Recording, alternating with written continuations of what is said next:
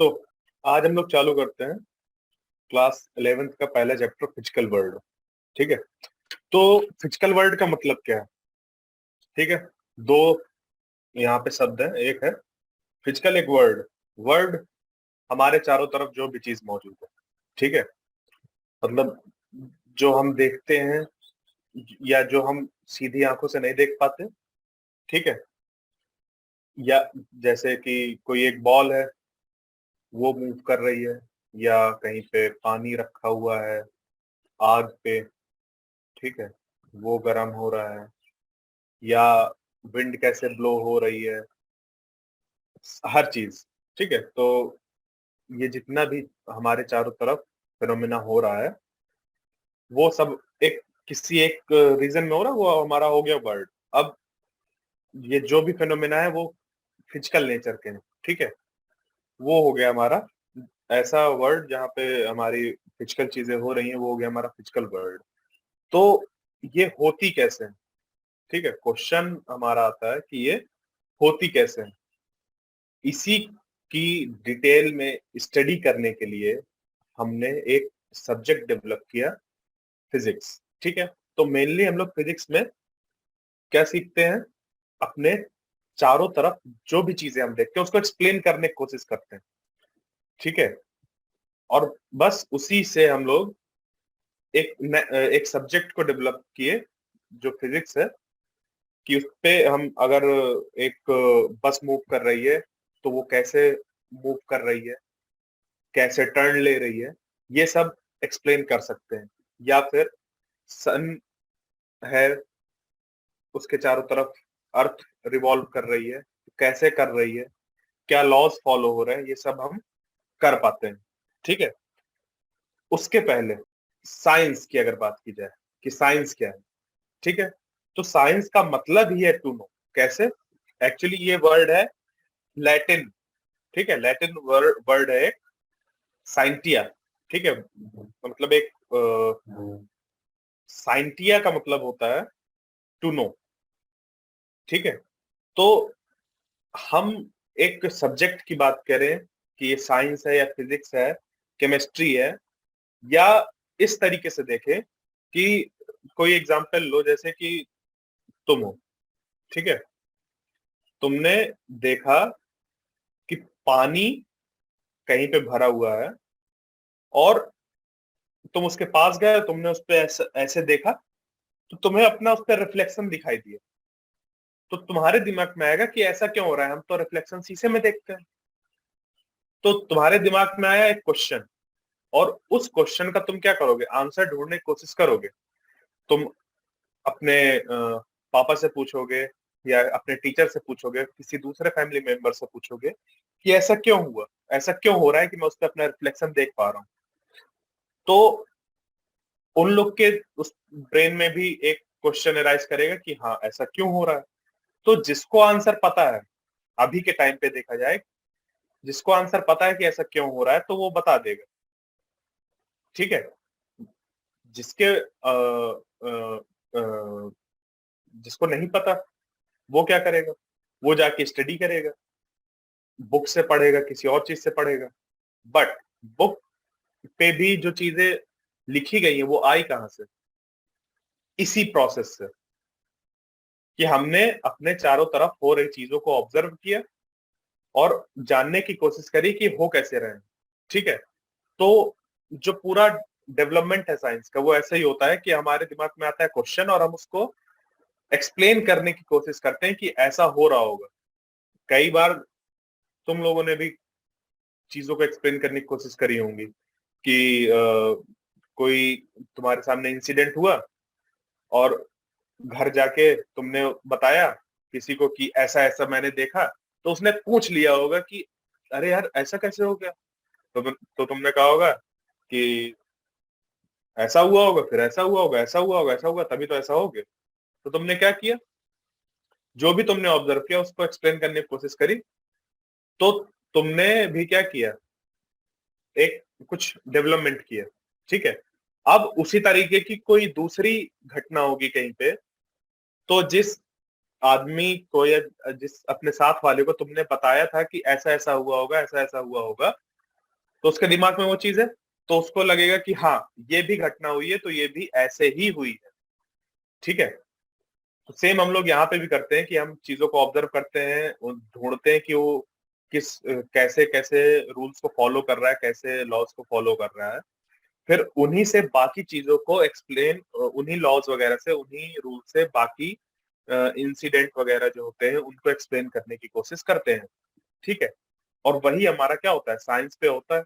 Science सिर्फ ये नहीं है कि हम किसी बॉल के मूवमेंट को बता पा रहे हैं, या कहीं आग जल रही है तो कैसे हो रहा है, या कहीं का टेम्परेचर डाउन हो रहा है तो कैसे हो रहा है। साइंस पे अगर कोई इस चीज की स्टडी कर रहा है, ये जानने की कोशिश कर रहा है कि हमारा ब्रेन कैसे वर्क कर रहा है, ठीक है, ये जानने की कोशिश कर रहा है कि हमारा ब्रेन कैसे वर्क कर रहा है, तो भी वो क्या कर रहा है, जानने की कोशिश कर रहा है। ठीक है। तो वो भी जो एक प्रॉपर वे में स्टडी करेगा तो वो भी क्या कहलाएगा, एक तरीके की साइंस कहलाएगी। ठीक है। साइकोलॉजी कि हमारा ब्रेन कैसे इंटरप्रेट करता है चीजों को, वो समझता है, वो सब साइकोलॉजी में आ जाएगा। ठीक है। हमारी ह्यूमन बॉडी कैसे वर्क करती है वो बायोलॉजी आ जाएगी, प्लांट्स कैसे करते हैं वो बॉटनी आ जाएगी। तो इस तरीके से साइंस है कि किसी भी चीज को जानने समझने की ये। अब जैसे मैथमेटिक्स है, वो भी एक तरीके की साइंस ही है। ठीक है। मैथमेटिक्स उसका नाम है, बट वो भी क्या एक तरीके साइंस है, उसमें हम नंबर्स के बारे में समझते हैं। ठीक है। कि एक लकड़ी इधर पड़ी है, एक लकड़ी इधर पड़ी है, अब दोनों, कोई दोनों लकड़ी उठा के ले गया तो मैंने बोला दोनों, तो ये कैसे हो रहा है, जुड़ रहा है, कैसे चीजें होती हैं। ठीक है। फिर इसी तरीके से वहां पे जब हम जानने की कोशिश करते हैं नंबर्स के बारे में, तो वो भी हम जानने की कोशिश कर रहे हैं, तो वो भी एक तरीके की साइंस हो गया। ठीक है। बट जब हम मेनली बात करते हैं कि हमारे चारों तरफ जो फिजिकल चीजें हो रहा है उनके बारे में जब जानने की कोशिश करते हैं, नेचर के बारे में जानने की कोशिश करते हैं कि ये कैसे हो रहा है, ये कैसे हो रहा है, ये कैसे हो रहा है, तो उसको हमने एक कैटेगरी में रख दिया, उसको नाम दिया फिजिक्स। क्यों? क्योंकि फिजिक्स देखो, नाम पड़ा कैसे, फिजिक्स एक ग्रीक वर्ड से आया है। ठीक है। जिसका मतलब होता है नेचर। नेचर क्या होता है? नेचर। तो फिजिक्स का मतलब है हम अपने जब नेचुरल वर्ल्ड की स्टडी करते हैं कि वो कैसे हो रही हैं चीजें, हाँ, सीजन्स कैसे चेंज हो रहे हैं, या हमारा जो मून है वो कैसे रिवॉल्व कर रहा है, या हमारी जो अर्थ है उस उसके अंदर कैसे टेम्परेचर होता है, बाहर ठंडी होती है, ये सब जब जानने की कोशिश करते हैं तो वो हम अपने नेचर को जानने की कोशिश कर रहे हैं, तो वो हमारा आ जाता है फिजिक्स। या कोई बॉडी कैसे मूव कर रही है, एक पेंडुलम है वो कैसे इधर से उधर अपने आप जाता रहता है। ठीक है। हाँ, ये सब हम जानने की कोशिश करते हैं। इसी तरीके से संस्कृत पे भी अ, एक वर्ड है भौतिकी। ठीक है। इसका भी क्या मतलब होता है? Study of physical world. ठीक है। समझ गए भौतिकी? तो ये जो भौतिकी है वो भी क्या है, उसका संस्कृत पे क्या मतलब होता है? Study of the physical world. ठीक है। तो फिजिक्स एक ऐसा सब्जेक्ट है जिसपे हम इस चीज की स्टडी करते हैं। In physics we attempt to explain diverse physical phenomena in terms of a few concept and laws. अब फिजिक्स में एक्चुअली हम करते क्या है? हम करते ये हैं कि हमने देखा कुछ फिनोमेना, हमने देखा फिर कोई और फिनोमेना, हमने कोई और फिनोमेना देखा। ठीक है। कोई और फिनोमेना देखा, लेट अस सपोज जैसे कि आ, हमने देखा कि एक आदमी है वो चल रहा, हमने देखा कि वो चल रहा है। हम फिर हमने देखा कि एक जो बॉल है, लेट अस सपोज एक बॉल है, वो मूव कर रही है, कब मूव कर रही है, कब मूव नहीं कर रही है। और क्या देखा कि हमारे पास एक टम्बलर है, टम्बलर में पानी भरा हुआ है, मतलब एक भगोना है, भगोने में पानी भरा हुआ है। ठीक है। उसको हमने अगर धूप में रख दिया तो उसका पानी कम हो गया। ठीक है। उसके अंदर जो पानी भरा हुआ था पहले तो वो गर्म हुआ, फिर उसका पानी कम हो गया, तो उसको हमने धूप में रख दिया। ठीक है। या हमने देखा कि सेम ऐसा भगोना है, उसको अगर हमने आग में रख दिया, उसको हमने आग में रख दिया, तो भी उसका पानी जो है वो उड़ा, कम हुआ मतलब यहाँ से, बट बहुत तेजी से हुआ एज कंपेयर टू दिस। तो अब हम क्या करेंगे, इन चारों चीजों को अगर एक्सप्लेन करने की कोशिश करें तो हमारे पास अभी अभी अभी के टाइम पे देखा जाए, डेवलपमेंट की बात नहीं की जाए, बहुत पहले की बात नहीं की जाए कि जो सब चीजें होती है, तो होगा क्या कि हम अभी के हिसाब से कह देंगे कि ये इसको न्यूटन लॉज ऑफ मोशन से एक्सप्लेन किया जा सकता है, इसको थर्मोडायनेमिक्स से एक्सप्लेन किया जा सकता है।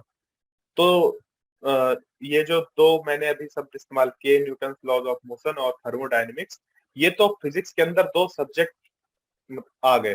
ठीक है, एक फिजिक्स है बड़ा सा एक डोमेन हमारा, और उसके अंदर दो छोटे टुकड़े आ गए हमारे, उसपे कुछ कॉन्सेप्ट्स हैं, उसमें कुछ लॉज हैं, उनका इस्तेमाल करके हम इनको एक्सप्लेन कर देंगे। बट वो कॉन्सेप्ट्स और लॉज आए कैसे, सिंपल सा उसका है ऑब्जर्वेशन। ठीक है, हमने बहुत ढेर सारे फिनोमेना को ऑब्जर्व किया और उसको एक्सप्लेन को करने की कोशिश करी कि ये ऐसे हो रहा होगा।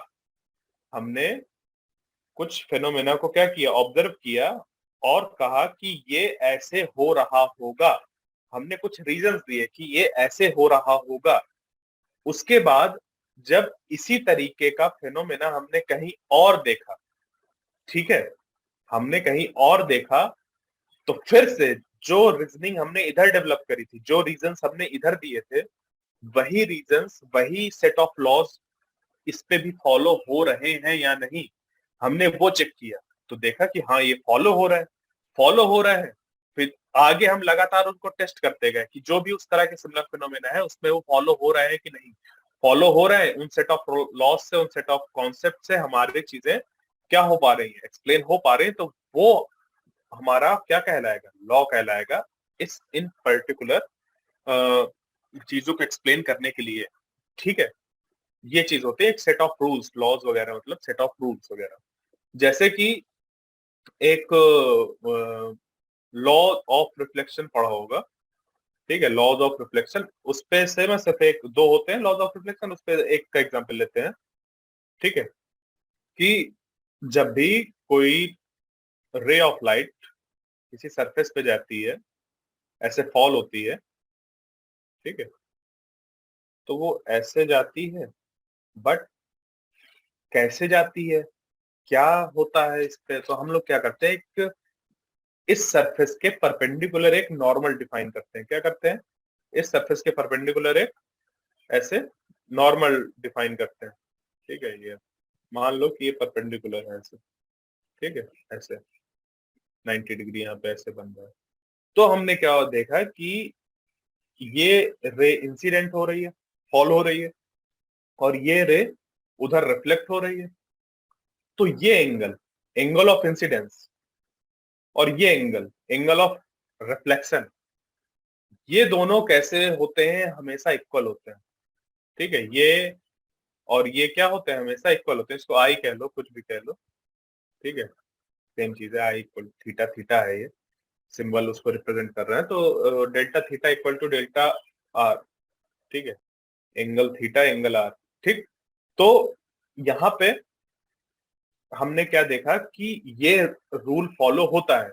ठीक है, अब यहाँ पे हमने स्मूथ सरफेस ली है, सरफेस चाहे किसी भी तरीके की हो, ये लॉ फॉलो होता है। ठीक है, ये लॉ क्यों है, लॉ इसी वजह से कि ये कभी भी किसी भी सरफेस से लाइट का रिफ्लेक्शन होगा तो ये लॉ फॉलो होगा। अब तुम्हारे दिमाग में आ रहा होगा ये ऐसे कैसे, हमने तो ये पढ़ा है कि एक रफ सरफेस अगर होती है, 10th क्लास में तुमने पढ़ा होगा कि एक अगर रफ सरफेस होती है तो उससे इररेगुलर रिफ्लेक्शन होता है।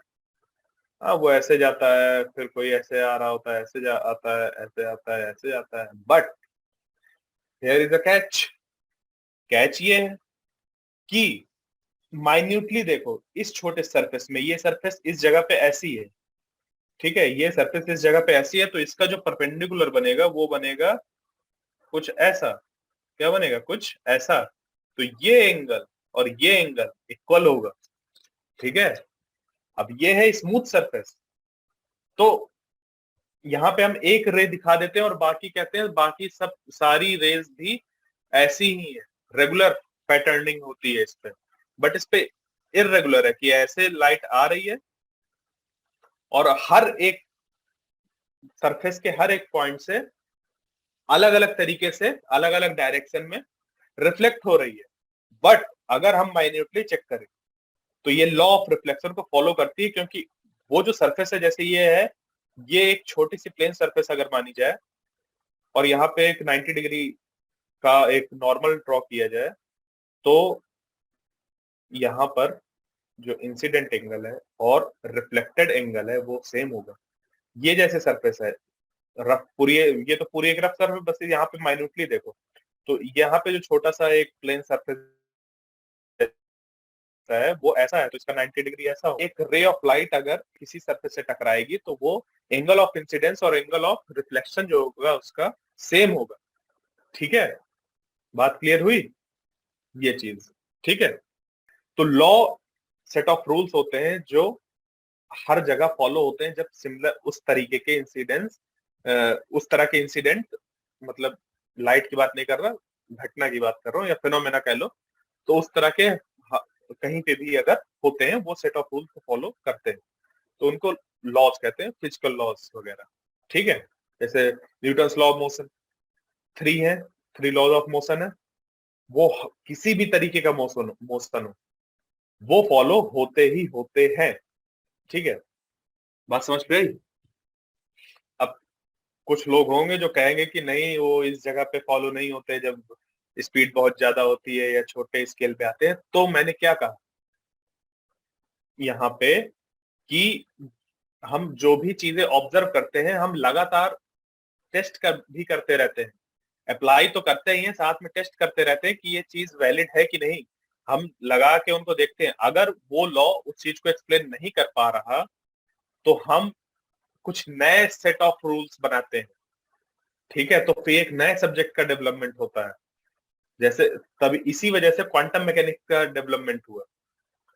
जब बहुत हम छोटे स्केल पे जाते हैं तो वहां पे जो न्यूटन्स लॉज ऑफ मोशन है या क्लासिकल फिजिक्स जो है वो चीजों को एक्सप्लेन नहीं कर पाते, तो हम वहां पे नए सेट ऑफ रूल्स लाते हैं, नई पूरी एक थ्योरी डेवलप करते हैं कि वो वहां पे चीजें कैसे हो रही हैं, क्या हो रहा है, तो वो क्वांटम मैकेनिक्स हो गए। जब बहुत स्पीड में हम लोग मूव कर रहे होते हैं, मतलब speed relative to the velocity of light, तो वहां पे हम स्पेशल थ्योरी ऑफ रिलेटिविटी का यूज करते हैं। ठीक है, तो हम कभी भी किसी लॉ से किसी फेनोमेना को एक्सप्लेन मतलब सेट ऑफ रूल से हम एक्सप्लेन करने की कोशिश करते हैं, किसी लॉ को उस पे हम देखते हैं कि फॉलो हो रहा है कि नहीं, हम उस पे उसके साथ में टेस्टिंग भी करते रहते हैं। ऐसा नहीं कि बस उसको लगा दिया हमने किसी भी तरीके से तोड़ मरोड़ के, नहीं, हम उसको देखते हैं कि इससे चीज एक्सप्लेन हो पा रही है कि नहीं। एक्सप्लेन हो रही है तो बहुत बढ़िया, नहीं हो रही तो हमें किसी नई चीज की जरूरत है उसको एक्सप्लेन करने के लिए। ठीक है, यही है साइंस, डेवलप लगातार होती रहना। बात समझ में आया? कोई ऐसे हार्ड एंड फास्ट रूल नहीं है इस पे। आज से 100 साल पहले, 200 साल पहले, 300 साल पहले एक सेम चीज को एक्सप्लेन करने के लिए अलग अलग रूल थे, उनमें लगातार इंप्रूवमेंट होता जा रहा। ठीक है, सबसे पहली बात ये कि अगर साइंस पढ़ रहे हो तो अपने ब्रेन को नई चीजें एक्सेप्ट करने के लिए काबिल बनाओ, क्योंकि अभी जो हमारी अंडरस्टैंडिंग है उसके हिसाब से हम चीजों को एक्सप्लेन कर पा रहे हैं। बट कोई ऐसा फेज आएगा जहां पे हम हमारे जो अंडरस्टैंडिंग है, जो हमारे सेट ऑफ रूल्स है, उनसे वो चीज एक्सप्लेन नहीं होंगी, तो हमें अपने आप को बदलने की कोशिश करनी पड़ेगी, क्योंकि जो नेचर है वो तो जैसे वर्क कर रहा है, हम उसके बारे में बस धीरे धीरे धीरे धीरे जानने की कोशिश करते हैं, उसको समझते हैं। हमारी समझ में डेवलपमेंट हो रहा है, नेचर जो है वो तो है ही, वो जो रूल्स फॉलो कर रहा है, हम सिर्फ उन रूल्स को डिस्कवर करते हैं कि वो नेचर कैसे वर्क कर रहा है। हम रूल्स नहीं बनाते। ठीक है, हम रूल्स नहीं बनाते, हम सिर्फ रूल्स डिस्कवर करते हैं। डिस्कवर थे वहां पे, मतलब डिस्कवर का क्या मतलब है कि वहां पे वो रूल फॉलो हो रहा है, बस हम उसको ऐसे खोल देते हैं कि ये देखो ये रूल्स फॉलो हो रहे थे। अब जितने फिनोमेना में हम उन रूल्स को अप्लाई कर पा रहे हैं तो ठीक है, क्योंकि हो सकता है कि हम जो रूल है वो कुछ 5 वर्ड्स का हो मान लो, ठीक है, एक्चुअल में जो नेचर फॉलो कर रहा हो वो 5 वर्ड्स का रूल फॉलो कर रहा हो, मतलब मान लो A B C D E इस तरीके से कुछ करके रूल है, उसको फॉलो कर रहा है, बट अभी तक हम सिर्फ इतना ही जान पाए, ठीक है, मान लो 1600 तक हम इतना ही जान पाए, उसके बाद 1700 तक इतना जान गए, हाँ, 1900 तक इतना जान पाए, और 2000 तक भी इतना ही जान पाए। तो आगे क्या है वो धीरे धीरे पता चलता जाएगा, जैसे जैसे हम नेचर की स्टडी करते जाएंगे, समझते जाएंगे, रीजंस देते जाएंगे, एक्सप्लेन करते जाएंगे चीजों को, ठीक है। तो अब चलते हैं आगे। अब समझ पे आ गए होगे कि फिजिक्स क्या है। हम फिजिक्स बनाते नहीं है, ठीक है, जो नेचर में हो रहा है बस उसको चीजों को एक्सप्लेन करने की कोशिश करते हैं, कुछ रूल से, कुछ कॉन्सेप्ट से। जब तक वो चीजें सही से एक्सप्लेन हो पा रही तो ठीक है, नहीं तो हमें इम्प्रूवमेंट करना पड़ता है उन चीजों पे। तभी ये जो थॉमसन मॉडल ऑफ एटम, ठीक है, जे जे थॉमसन का, उसके बाद रदरफोर्ड मॉडल ऑफ एटम आया, फिर बोर्स मॉडल ऑफ एटम आया। ये सब के सब क्या कर रहे थे, कुछ ना कुछ चीजें एक्सप्लेन कर पा रहे थे, बट पूरी तरीके से नहीं कर पा रहे थे, तो उनमें फर्दर फर्दर डेवलपमेंट की जरूरत पड़ी, चीजें डेवलप हुई, धीरे धीरे आई। अब बोर मॉडल थोड़ी ना है, तुमने अभी बोर मॉडल ही पढ़ा है, बोर मॉडल के आगे भी है, ठीक है, Sommerfeld model, vector atom model, hydrogen atom का क्वांटम मैकेनिक्स की हेल्प से मॉडल, ठीक है। तो डेवलप हो रही चीजें, ठीक है, हमारी अंडरस्टैंडिंग बढ़ रही है, इस तरीके से साइंस या फिर फिजिक्स डेवलप होती है, क्योंकि हम जानते हैं, जानने की कोशिश करते हैं, तो वो धीमे धीमे धीमे चीजें हम सीखते रहते हैं। तो अब आगे चलते हैं कि फिजिक्स पे, अब ये तो जान गए कि हम चीजें समझते हैं नेचर के बारे में, धीरे धीरे नेचर नेचर में जो चीजें हैं जैसे हो रही हैं वो तो हो ही रही हैं, हम हमारी अंडरस्टैंडिंग बढ़ रही है। तो अब मान लो नेचर में सिर्फ 10 चीजें थोड़ी ना हो रही हैं, बहुत ढेर सारी चीजें हो रही हैं, तो उसको हम एक्सप्लेन करने की कोशिश कर रहे हैं। तो इस तरीके से समझो जैसे कि कोई 4 चीजें हो रही हैं, ठीक है, तुमने इसको एक्सप्लेन करने के लिए सेट ऑफ रूल्स बना दिए, इसको एक्सप्लेन करने के लिए ये सेट ऑफ रूल्स लिख दिए कि ये इस पे फॉलो हो रहा है, इसको एक्सप्लेन करने के लिए ये दे दिया, और इसको एक्सप्लेन करने के लिए तुमने खूब ढेर सारे रूल्स ऐसे दे दिए, ठीक है। तो ये हमारे पास आ गया एक सेट ऑफ रूल, एक सेट ऑफ रूल ये आ गया, एक सेट ऑफ रूल ये आ गया, एक सेट ऑफ रूल्स ये आ गया, जो जिनसे इस तरीके की चीजें फॉलो एक्सप्लेन हो रही हैं, जिनसे इनसे इस तरीके की चीज एक्सप्लेन हो रही है, इनसे इस तरीके की चीज एक्सप्लेन हो रही है, इनसे इस तरीके की चीज एक्सप्लेन हो रही है। जैसे कि इलेक्ट्रिसिटी, ठीक है, इलेक्ट्रिसिटी, इलेक्ट्रिसिटी यहाँ पे, ठीक है, इलेक्ट्रिसिटी कुछ सेट ऑफ रूल्स हैं, उनसे हम जो भी इलेक्ट्रिकल फेनोमेना थे उनको एक्सप्लेन करने की कोशिश कर रहे थे। मैं काफी पहले का एग्जांपल दे रहा हूँ, ठीक है, 1800 के आसपास। तो ये चीजें क्या कर रहे थे हम, अलग अलग एक्सप्लेन करने की कोशिश कर रहे थे, इलेक्ट्रिसिटी अलग, अब जैसे मैग्नेटिज्म, जैसे जो मैग्नेटिक फेनोमेना थे उनको हम अलग एक्सप्लेन करते थे, बट हुआ क्या, आगे जाके पता चला कि हम इन दोनों को, इन दोनों तरह के फिनोमेना जो भी हो रहे हैं उनको हम इन रूल से एक्सप्लेन कर सकते हैं, इन 4 रूल से एक्सप्लेन कर सकते हैं। एग्जाम्पल के लिए बता रहा हूं कि इन दोनों तरीके के जो फिनोमेना हो रहे हैं, जिनके लिए हमने अलग अलग सेट ऑफ रूल्स बना रखे थे, उनको अगर हम और गहराई से अच्छे से समझें तो इतने ना हो के ये कुछ इतने ही सेट ऑफ रूल्स हैं जिनसे दोनों तरह की चीजों को हम एक्सप्लेन कर सकते हैं। तो यहाँ पे हमने क्या किया, यूनिफाई किया चीजों को, यहाँ पे हमने क्या किया, चीजों को यूनिफाई किया कि इलेक्ट्रिसिटी और मैग्नेटिज्म अलग अलग नहीं है, ये क्या है, सेम चीज है। उसको हमने क्या नाम दिया, इलेक्ट्रोमैग्नेटिज्म, क्या नाम दिया, इलेक्ट्रोमैग्नेटिज्म, ठीक है। तो अगर इस पे थोड़ा सा और डिटेल में देखें कि ये कैसे हुआ, ठीक है, वो ऐसे हुआ।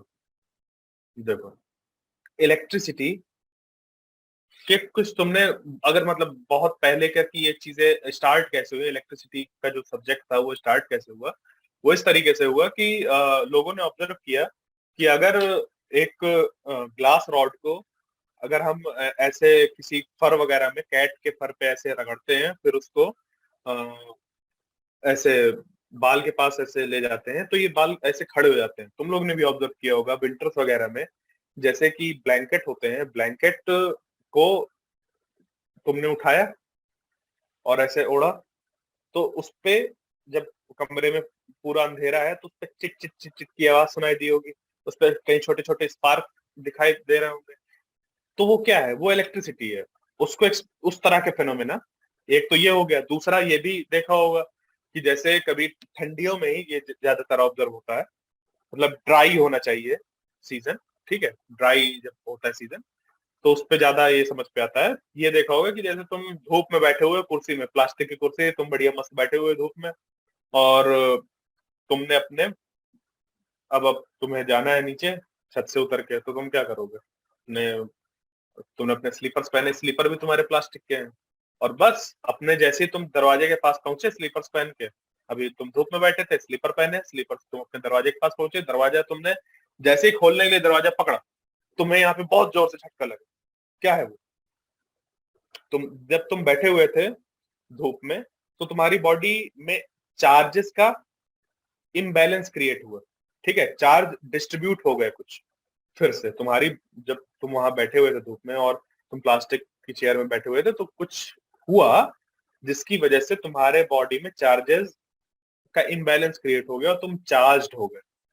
फिर जब तुम मेटल के पास पहुंचे और तुमने उसको दरवाजा ऐसे हैंडल पकड़ा खोलने के लिए, तो तुम्हारी बॉडी से चार्ज निकल के उस मेटल में पहुंच गए, कंडक्ट हो गए उस पे, और तुम्हें करंट हल्का सा लगा, एक बहुत ही छोटे ड्यूरेशन के लिए, एक बड़ा वोल्टेज का हल्का सा छोटा सा स्पार्क क्रिएट हुआ, तुम्हें वहां पे झटका महसूस हुआ। तो इस तरीके के फिनोमेना जो है, उसको एक्सप्लेन करने के लिए फिर आगे चल के बैटरीज वगैरह, इसी चीजों को देख के बैटरीज वगैरह कैसे वर्क करती हैं, हाँ, उनको इलेक्ट्रिसिटी वगैरह में का जो सब्जेक्ट था इलेक्ट्रिसिटी का, उससे उसको एक्सप्लेन करने की कोशिश की जाती थी, ठीक है। जो सेट ऑफ रूल्स थे वो सब क्या थे, वो सब आगे चल के डिटेल पढ़ेंगे, ठीक है, बट ऐसे मैं समझा रहा हूँ कि कैसे चीजें होती हैं इस पे फिजिक्स में। तो ये हुआ। उसके बाद मैग्नेटिज्म में क्या हम करते थे, अब उसके पहले ये बात कि मैग्नेट आया कहाँ से। मैग्नेट क्या था, एक नेचर में मिलने वाला स्टोन था, लोड स्टोन कहते हैं उसको, ठीक है। तो एक सेफर्ड था, मतलब गडरिया था, अपना जो भी वो काम कर रहा था, तो उसको करने के लिए वो अपने साथ में एक डंडा रखता था जिसके आगे लोहा लगा हुआ, तो वो ऐसे ही जमीन में रगड़ते हुए वो चला जा रहा था। उसको एकदम से महसूस हुआ कि अरे, किसी ने मेरा डंडा पकड़ लिया है। उसको लगा कि किसी ने उसका डंडा क्या किया है, पकड़ लिया है, जबकि उसका डंडा किसी ने पकड़ा नहीं था, वो इस मैग्नेट में चिपक गया था, ठीक है। यहां से मैग्नेट का खोज हुआ। उसके बाद हमें ये हो गया कि ये एक तरीके का पत्थर है जो नेचुरल अकरिंग है। उसका हमने देखा कि वो अगर इसको ऐसे तोड़ दिया जाए, फिर उसके बाद पास लाने की कोशिश किया जाए, तो वो नहीं चिपकता है, बट उसको अगर हल्का सा ऐसे डिस्प्लेस करके, हल्का सा, जैसे कि मान लो ऐसे पत्थर है, उसको तोड़ दिया, अब उसके बाद ऐसे करके लाए तो चिपक रहा है, बट फिर उसी जगह पे ला रहे हैं तो नहीं चिपक रहा है, ठीक है, हल्का ऐसे इधर उधर हो रहा है। तो वो सब क्या हो रहा है, फिर उसके बाद चीजें धीरे धीरे डेवलप हुई। पता चला कि अगर हम ऐसे नॉर्थ और साउथ उसका नाम दे दें, पोल्स दे दे नाम, और नॉर्थ साउथ ऐसे दे दिया, तो अब इनको जब पास पास लाएंगे तो वो क्या होंगे, अट्रैक्ट होंगे, इनको जब पास पास लाएंगे तो रिपेल होंगे। तो ये सब नेमिंग इनकी की, ये नॉर्थ पोल है, साउथ पोल है, कैसे हुआ, क्या हुआ, सब हुआ है, ठीक है। पहले से चीजें नहीं थी, ये धीरे धीरे डेवलप हुई है। तो ये सब मैग्नेटिज्म के अंदर आता था। इसकी जो भी स्टडी आती थी किसके अंदर आती थी? मैग्नेटिज्म के। ठीक है, बट एक बार क्या हुआ, आगे चल के, काफी आगे चल के, ये तो बहुत पहले चीजें हो रही थी, पर बट काफी आगे चल के ऑरस्टेड थे, एक थे साइंटिस्ट। उन्होंने क्या ऑब्जर्व किया? उन्होंने ऑब्जर्व किया कि अगर एक कंपास निडल या मैग्नेटिक निडल को एक वायर के पास लाया जाता है तो इस पे डिफ्लेक्शन होता है। इसमें क्या होता है? डिफ्लेक्शन होता है। तो अब बताओ कि ये जो कंपास वगैरह बन रहा था वो इसके अंदर बन रहा था मैग्नेटिज्म से करके, कि एक मैग्नेटिक निडल थी। कंपास कैसे वर्क करता है? वो उस पे एक मैग्नेटिक निडल होती है जो ऐसे नॉर्थ साउथ होती है, और उसको जब हम ऐसे अपने पाम में रखेंगे या ऐसे कहीं टेबल पे रखेंगे तो उसकी निडल जो होती है वो अर्थ के नॉर्थ और साउथ की पोल की तरफ ओरिएंट हो जाती है। ठीक है, क्योंकि अर्थ को मानते हैं कि एक बहुत बड़ा मैग्नेट है, तो उसके डायरेक्शन में ओरिएंट हो जाती है। ठीक है, अब यहाँ पे आ सकता है क्वेश्चन तुम लोग के दिमाग में कि नॉर्थ नॉर्थ की तरफ कैसे अट्रैक्ट हो रहा है, साउथ साउथ की तरफ कैसे अट्रैक्ट हो रहा है। तो इसके पीछे भी एक कहानी है कि इस पे चीजें डेवलप कैसे हुई है। ठीक है, इंटरेस्टिंग कहानी है। आगे चल के पता चलेगा जब डिटेल में बताएंगे। ठीक है, तो यहाँ पे क्या हुआ कि ये कंपास की निडल मैग्नेटिक है, और इसको जब एक करंट कैरिंग वायर के पास लाया जाता है तो इस पे डिफ्लेक्शन हो रहा है। डिफ्लेक्शन का मतलब कि इस पे फोर्स लग रहा है, और अगर ये मैग्नेटिक निडल है तो मैग्नेट ही इस पे फोर्स लगा सकता है। इस पे मैग्नेट ही फोर्स लगा सकता है।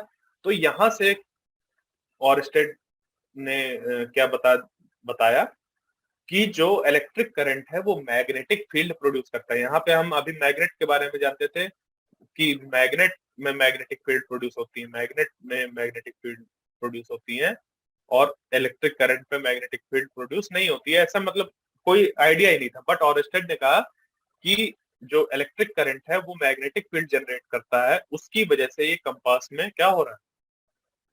डिफ्लेक्शन हो रहा है। मतलब कि इलेक्ट्रिसिटी से मैग्नेट बनाया जा सकता है, ऑरस्टेड ने ये बताया। ठीक है, तो देखो छोटा सा यहाँ पे रिलेशन आया, एक एक एक यूनिडायरेक्शनल अभी रिलेशन हमें मिल गया कि मैग्नेट इससे जुड़ा हुआ है। ठीक है, मैग्नेटिज्म जो है वो इलेक्ट्रिसिटी से जुड़ी हुई है, मतलब इलेक्ट्रिसिटी से हम मैग्नेटिक फॉर्मेशन कर सकते हैं। तो आगे चल के फैराडे ने सोचा कि देखो, अगर हम इलेक्ट्रिसिटी का यूज करके मैग्नेट बना सकते हैं, फिर इलेक्ट्रोमैग्नेट्स वगैरह मतलब काफी बनने लगे थे इलेक्ट्रिसिटी का यूज करके। ऐसे हम कॉइल्स लेके खूब ऐसे ऐसे करके उस पे हम बैटरी लगा देते थे, तो हमारा मैग्नेट की तरह बिहेव करता था। जैसे इस तरह जो नेचुरल अकरिंग मैग्नेट हमें मिलते थे, उसी तरीके से ये भी बिहेवियर शो करते थे। ठीक है, सोलेनॉइड वगैरह का नाम सुना होगा, नहीं सुना तो आगे चल के डिटेल में पढ़ोगे, पर समझ पे आ रहा होगा कि चल क्या रहा है। ठीक है, तो एक तरफ का हमें रिलेशन पता चल गया। फैराडे ने उल्टा सोचा कि क्या मैग्नेटिक फील्ड का यूज करके हम इलेक्ट्रिक करंट प्रोड्यूस कर सकते हैं। उन्होंने कुछ एक्सपेरिमेंट्स किए और ये पाया कि हाँ, हम, और एक दिन में एक्सपेरिमेंट नहीं हो गए, कई साल लग गए। कई साल मतलब एक दो साल नहीं, बहुत साल लग गए। मुझे एग्जैक्ट नहीं याद कितना हुआ, बट काफी साल लग गए। बट उनके दिमाग में था कि ऐसा हो सकता है, तो उन्होंने क्या देखा कि अगर कहीं पे एक ऐसा कॉयल ऐसे रख दी जाए, सॉरी बैटरी नहीं लगानी, ऐसे कॉयल रख दी जाए और इस पे एक मैग्नेट को ऐसे मूव कराते हुए अंदर लेके जाया जाए, तो यहाँ पे अगर एक बल्ब लगा दो, तुम क्या लगा दो? बल्ब। और तुम इसको इस तरीके से मूव कर रहे हो कि वो sufficient amount of voltage generate कर रहा है, करंट जनरेट कर रहा है, तो ये बल्ब क्या करेगा? ग्लो करने लगे। ठीक है, आया मैग्नेटिक फील्ड से हमने इलेक्ट्रिक करंट जनरेट कर दिया। तो ये क्या हुआ? यहाँ पे हमें पता चला कि जो इलेक्ट्रिसिटी है और ये है मैग्नेटिज्म, वो रिलेटेड है चीजें। ठीक है, फिर यही जो ये है फैराडेज एक्सपेरिमेंट, जो यहाँ पे फैराडे ने एक्सपेरिमेंट वगैरह किया था, इन्हीं को और अच्छे से एक्सप्लेन करने के लिए आइंस्टीन ने, मतलब इन्हीं चीजों को एक्सप्लेन करने के लिए आइंस्टीन ने एक नए तरीके से सोचा और स्पेशल थ्योरी ऑफ रिलेटिविटी का जन्म हुआ। ठीक है, स्पेशल थ्योरी ऑफ रिलेटिविटी हमेशा से स्पेशल थ्योरी ऑफ रिलेटिविटी नहीं थी, मतलब नाम बहुत सुना होगा तुम लोग ने, अगर तुम लोग इंटरेस्टेड हो इस पे, साइंस पे, फिजिक्स पे, तो नाम सुना होगा सबको बात करते हुए। बट उसका हमेशा से नाम स्पेशल थ्योरी ऑफ रिलेटिविटी नहीं था। जो उन्होंने पेपर पब्लिश किया था अपना, उसका नाम था on the electrodynamics of moving object. ठीक है, ऐसा नाम था, on the electrodynamics of moving object. मतलब यही जो फैराडे के एक्सपेरिमेंट थे, उन्हीं को एक्सप्लेन करने के लिए उन्होंने शुरुआत वहीं से करी थी, बट आगे चल के चीजें काफी बदल गई। ठीक है, वो सब ये एसटीआर वगैरह हायर क्लासेस में अच्छे से पढ़ोगे। ठीक है, अभी छोटी क्लासेस में नहीं। ठीक है, बट अभी यहाँ पे फोकस करने वाली बात क्या है कि हमने यहाँ पे जो दो अलग अलग सब्जेक्ट पहले मानते थे, उनको यूनिफाई करके एक नया सब्जेक्ट बनाया, इलेक्ट्रोमैग्नेटिज्म। इलेक्ट्रोमैग्नेटिज्म, ठीक है। और इंटरेस्टिंग बात ये भी है कि जो लाइट के फेनोमेना थे, कि लाइट कैसे जनरेट होती है, कैसे ट्रांसमिट होती है एक जगह से दूसरी जगह, वो भी इलेक्ट्रोमैग्नेटिज्म के जो रूल्स हैं, ठीक है, बेसिक रूल्स होते हैं, मैक्सवेल्स इक्वेशंस होती हैं, तो उनसे हम एक्सप्लेन कर सकते हैं। वो आगे चल के जब इसी के साथ लाइट की भी बात जोड़ दी जाती है। क्या जोड़ दिया जाता है? इलेक्ट्रिसिटी और मैग्नेटिज्म जोड़े तो इलेक्ट्रोमैग्नेटिज्म बना। उसी में कि लाइट कैसे जनरेट होती है, लाइट कैसे एक जगह से दूसरी जगह मूव करती है, ट्रेवल करती है, वो सब चीज एक्सप्लेन किया गया। और सिर्फ 4 सेट ऑफ रूल्स, मतलब मैक्स इक्वेशन, एक और होता है लॉरेंज इक्वेशन और ट्रांसमिशन एक जगह से दूसरी जगह, ये सब हम एक्सप्लेन कर सकते हैं उन मैक्सवेल के 4 इक्वेशन और एक लॉरेंज इक्वेशन की हेल्प से। समझ रहे हो? ये 3 सब्जेक्ट हमने मिला दिए, यूनिफाई कर दिया चीजों को, और कुछ बेसिक लॉज बनाए, लिखे, डिस्कवर किए, और उनसे चीजों को एक्सप्लेन करने के काबिल बन गए। और इसका एक नाम बना इलेक्ट्रोडायनेमिक्स। क्या बना? इलेक्ट्रोडायनेमिक्स। ठीक है, तो क्या मतलब है? चीजें अलग अलग पहले हम डिस्क्राइब करते हैं, फिर उसको यूनिफाई करते हैं कि कम से कम चीजों में ज्यादा से ज्यादा चीजें एक्सप्लेन हो पाए। ठीक है, तो ये धीरे धीरे डेवलप होती हैं चीजें। एकदम से आज ऐसा कोई हार्ड एंड फास्ट रूल नहीं है कि आज जो फॉलो हो रहा है वो, आज जो रूल है वो हमारा कल नहीं चेंज होगा। चेंज हो सकता है, ठीक है, क्योंकि ये है ही ऐसी चीज जो डेवलप होती है।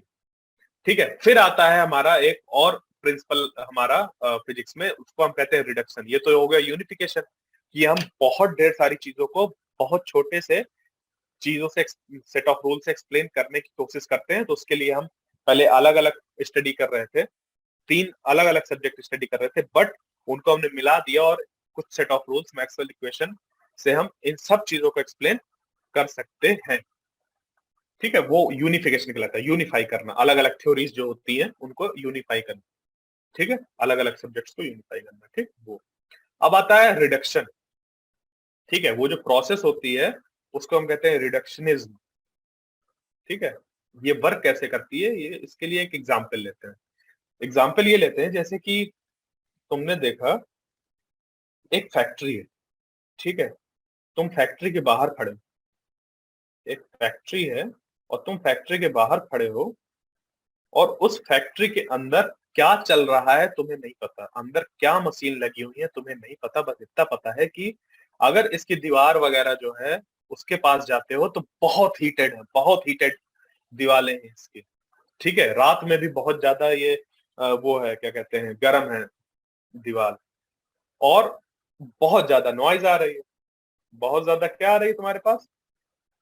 नॉइज आ रही है। पहली बात तो ये हीट बहुत ज्यादा है, और यहां से नॉइज बहुत आ रही है। तो तुम्हें पता नहीं अंदर क्या चल रहा है। तो तुम्हें ये देखो, ये पूरा एक बड़ी सी बिल्डिंग दिखाई दे रही है, तो तुम्हें लग रहा है कि ये एक बड़ी सी बिल्डिंग है, इसी से आ रहा है जो भी आ रहा है, तुम्हें पता ही नहीं अंदर क्या है। ठीक है, बट जब हम इस इसको अगर हम चाहते हैं कि ये बहुत ज्यादा हीट ना हो, बहुत ज्यादा नॉइज नहीं आए, तो उसके लिए हम क्या करेंगे? तुम एक काम कर सकते हो कि इस पे बाहर से पानी की बौछार दो, पानी की बौछार कराओ, तो उसका टेम्परेचर रिड्यूस होगा। ठीक है।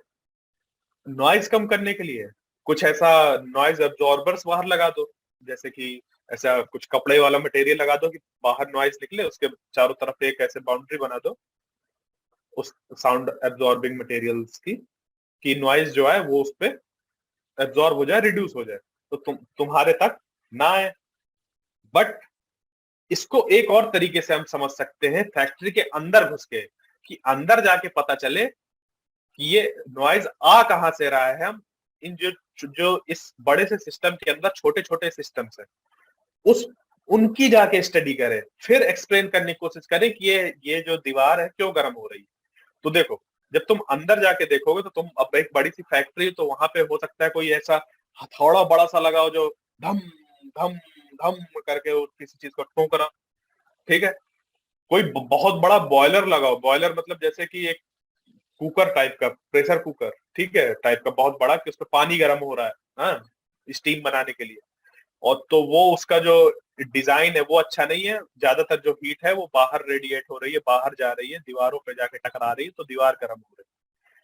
तो तुमने एक बहुत बड़े से कॉम्प्लेक्स सिस्टम, जिसपे बहुत छोटी छोटी छोटी छोटी मशीनरीज लगी हुई है, उसमें से जाके अंदर हर एक चीज को समझा, एक बहुत बड़े कॉम्प्लेक्स को छोटे सिंपल सिंपल सिस्टम्स में उसको एक्सप्लेन करने की कोशिश करी। फिर इस पे से तुमने कहा कि अच्छा देखो, जो हीट हो रही है वो इसकी वजह से हो रही है, जो आवाज आ रही है इसकी वजह से आ रही है, बाकी मशीनरी से भी ऐसा ही हो रहा होगा, तो हम इनमें वर्क करें, तो जो बाहर हमें प्रॉब्लम है वो अपने आप रिड्यूस हो जाएगी। मतलब कि अगर हम इस पे काम करें, छोटे छोटे सिस्टम, छोटे छोटे सिस्टम पे हम फोकस करें, तो ये जो बड़े सिस्टम की जो प्रॉब्लम है वो अपने आप खत्म हो जाएंगे। मतलब हमने क्या किया यहाँ पे देखो, our related effort is to derive the properties of bigger, ये देखो बड़ा सिस्टम है, मोर कॉम्प्लेक्स सिस्टम है, क्योंकि इसमें बहुत ढेर सारी मशीनरीज है, from the properties and interactions of its constituent simpler parts. इसके पार्ट्स कौन कौन से हैं?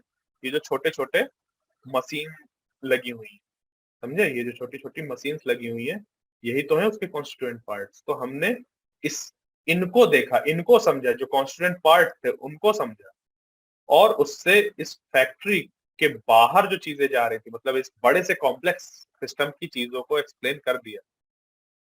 इसी तरीके से हम लोग फिजिक्स पे भी करते हैं, जैसे कि एक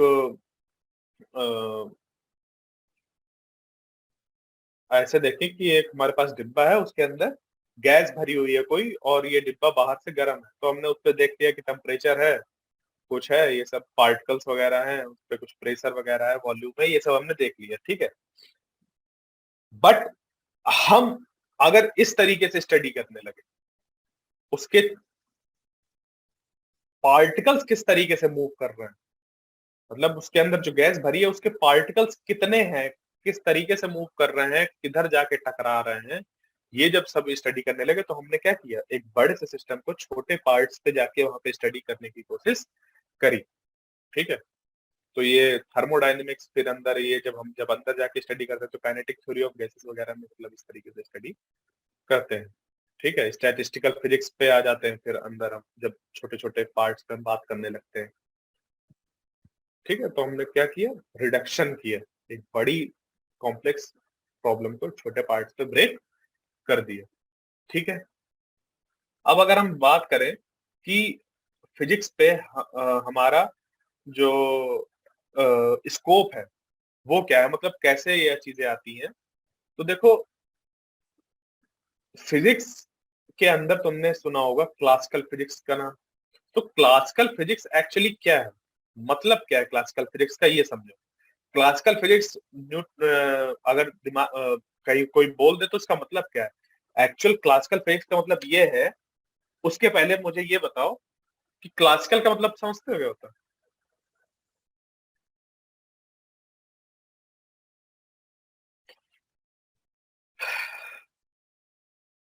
ये सुना होगा,